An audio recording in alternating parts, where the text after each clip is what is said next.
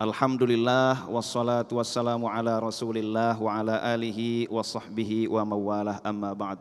Al-Mukarramun Ustadzun Al-Fadil Al-Karim Ibnul Karim Ustadz Salih Mahmud atau Ustadz Solmed, adik kelas saya di pesantren. Alhamdulillah sekarang bisa jumpa lagi di sini.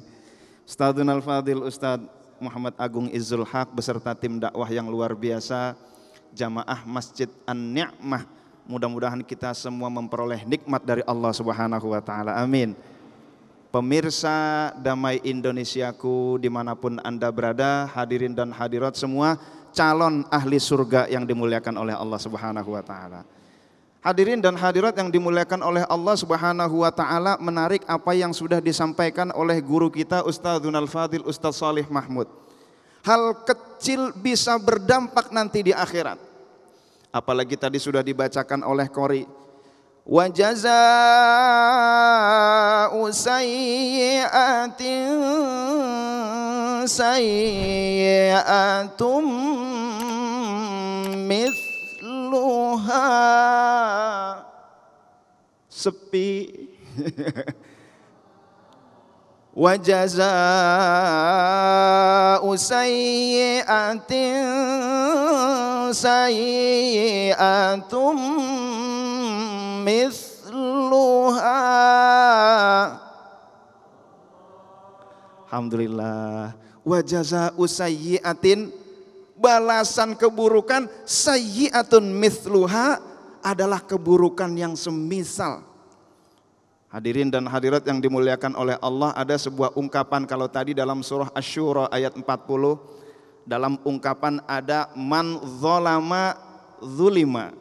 Siapa yang berbuat zalim, siapa yang berbuat aniaya, pasti dia akan dianiaya. Na'udzubillah min dzalik. Kalau tidak dianiaya sekarang, nanti akan dianiaya. Kalau tidak dia, bisa jadi anak atau cucunya.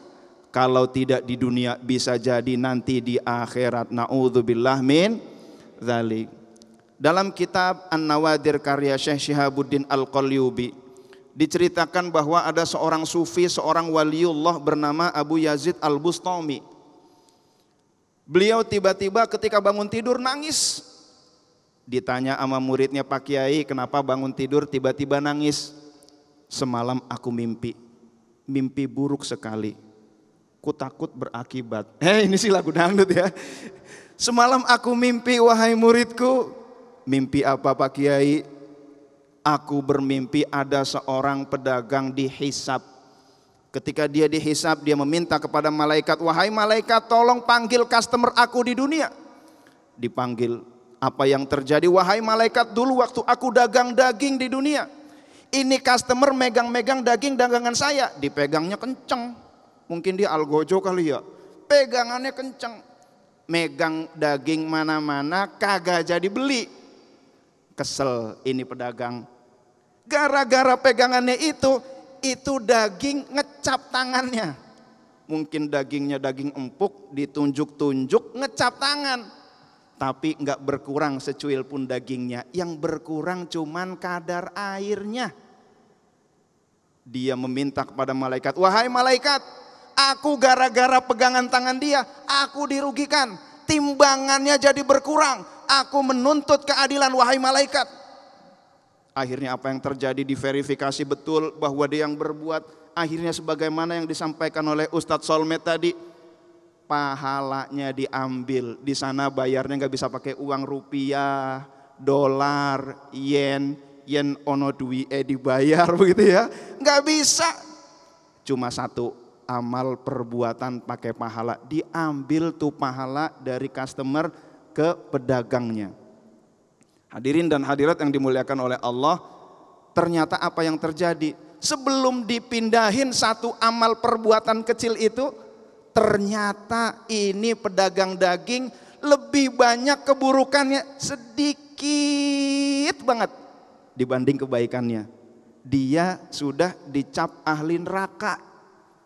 Ditambahin amal perbuatan sedikit, ditimbang ulang, ternyata kebaikannya nambah sedikit, perbedaannya dikit banget dengan keburukan dan lebih banyak kebaikannya, akhirnya dia menjadi ahli surga. Alhamdulillah. Ya Allah, tuh kezaliman dikit aja tuh Bapak Ibu ya, pengaruhnya di akhirat luar biasa. Sebaliknya customer ditimbang, ketika ditimbang tadinya lebih banyak kebaikannya sedikit, pas diambil kebaikannya ternyata turun kebaikannya, lebih banyak keburukannya sedikit banget. Karena lebih banyak keburukannya, akhirnya dia menjadi ahli neraka. Na'udzubillah min dzalik. Ya Allah. Abu Yazid Al-Bustami berkata, saya tidak tahu saya tergolong yang mana. Maka tadi beliau sudah menyampaikan, Rasulullah SAW bersabda, atadruna manil muflis, tahukah kamu siapakah orang yang bangkrut? Kata sahabat, al-muflisu fina man la dirhamalahu wala mata. Orang yang bangkrut adalah orang yang tidak ada dirham, tidak ada harta. Kata Rasulullah SAW, al-muflisu min ummati man ya'ti yaumal qiyamati bi salatin wa qiyamin wa siyamin wa zakatin wa ya'ti wa qad syatama hadza wa safaka dama hadza wa daraba hadza wa akala mala hadza fayu'ta hadza min hasanatihi wa hadza min hasanati fa in faniyat qabla ayyuqda ma alaihi ukhidha min khotoyahum thumma turihat alaihi faturiha finnar. Hadirin dan hadirat yang dimuliakan oleh Allah, orang yang bangkrut itu bukan orang yang amalnya sedikit. Amalnya banyak dia. Dia datang di hari kiamat bawa pahala sholat, dia banyak zakatnya, dia banyak puasanya, tetapi dia banyak menzolimi orang lain. Hadirin dan hadirat yang dimuliakan oleh Allah, dia pukul orang lain, dia fitnah orang lain, dia tuduh orang lain, dia makan harta orang lain. Orang-orang yang komplain itu datang, dan saat itu keadilannya, pengadilan akhirat adalah dengan memberikan amal ibadah. Tadinya amal ibadahnya banyak, yang komplain banyak, lama-lama dibayar turun, habis tuh amal perbuatan. Yang dipakai bayar udah habis, yang komplain masih banyak. Caranya bagaimana? Dosa-dosa orang yang komplain ditimpakan kepada dia, akhirnya dia masuk neraka. Hadirin dan hadirat yang dimuliakan oleh Allah Subhanahu wa taala. Itu tadi kisah Abu Yazid Al-Bustami, tidak mencuil daging, baru kadar airnya yang berkurang. Dan itu baru kezoliman kepada satu orang. Bagaimana kalau kezoliman itu dilakukan mengambil uang perusahaan? Ya Allah, nanti pemilik-pemilik perusahaan itu, pemilik-pemilik saham pada datang, ya Allah, dulu dia mengambil harta perusahaan. Perusahaan itu aku punya sahamnya ya Allah. Dia merugikan perusahaan ya Allah.